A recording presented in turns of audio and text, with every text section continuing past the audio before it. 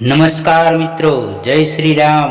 મિત્રો, રામાયણમાં શ્રી રામ અને તેમના ભાઈઓનો ઉલ્લેખ કરવામાં આવ્યો છે, પરંતુ શ્રી રામની મોટી બહેન વિશે બહુ ઓછા લોકો જાણે છે.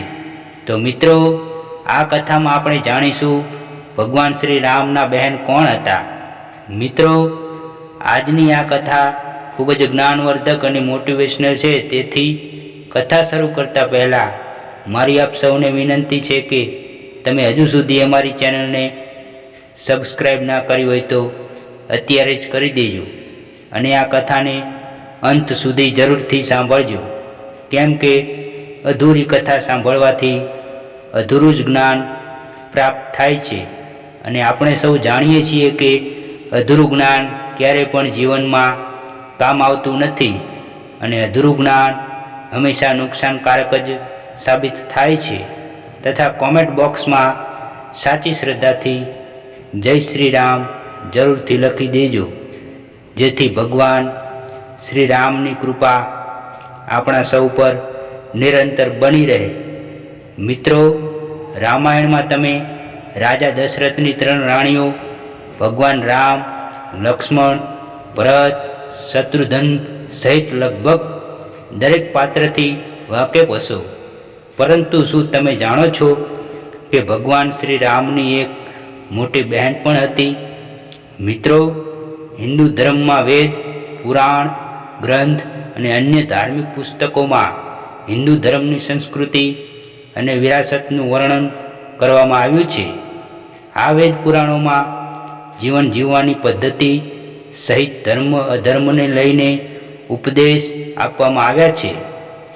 ચારો વેદો સહિત રામાયણ, મહાભારત જેવા ધર્મ ગ્રંથોમાંથી ઘણી પૌરાણિક કહાનીઓનો ઉલ્લેખ કરવામાં આવ્યો છે. શ્રી રામ, લક્ષ્મણ, માતા સીતા અને હનુમાનજી સહિત રામાયણમાં વર્ણવેલા તમામ પાત્રોથી દરેક વ્યક્તિ સારી રીતે પરિચિત છે. રામાયણમાં રાજા દશરથને 3 રાણીઓ કૌશલ્યા, કૈકેયી અને સુમિત્રા હતી. તેમના 4 પુત્રો રામ, લક્ષ્મણ, ભરત અને શત્રુઘ્નનો ઉલ્લેખ પણ રામાયણમાં જોવા મળે છે. આ સાથે ચારેય ભાઈઓનો એકબીજા પ્રત્યેનો પ્રેમ પણ જોવા મળે છે. પરંતુ શું તમે જાણો છો કે ભગવાન શ્રી રામની પણ એક બહેન હતી? તેના વિશે બહુ ઓછા લોકો જાણતા હશે. તો ચાલો મિત્રો, જાણીએ કે ભગવાન શ્રી રામની બહેન કોણ હતા. મિત્રો, રામની બહેનનું નામ શાંતા છે. રાજા દશરથ અને રાણી કૌશલ્યાનું પ્રથમ સંતાન એક પુત્રી હતી જેનું નામ શાંતા હતું. શાંતા ભગવાન શ્રી રામની મોટી બહેન હતી. પુરાણો અનુસાર શાંતા દરેક કામમાં દક્ષ હતી અને બુદ્ધિશાળી તેમજ અનેક રીતે નિપુણ હતી. પૌરાણિક કથાઓ અનુસાર એકવાર રાણી કૌશલ્યાની બહેન વર્ષિણીની તેના પતિ રોમજ સાથે અયોધ્યા આવી હતી. તે સમયે રાણી કૌશલ્યાની બહેન નિસંતાન હતી. બાળકોના સુખથી વંચિત રહેવાથી રાજા રોમજ અને વર્ષિણી ખૂબ જ દુઃખી હતા. ત્યારે રાજા દશરથે તેમને દુઃખી અને ઉદાસ જોઈને તેમની પુત્રી શાંતાને દત્તક આપી દીધી.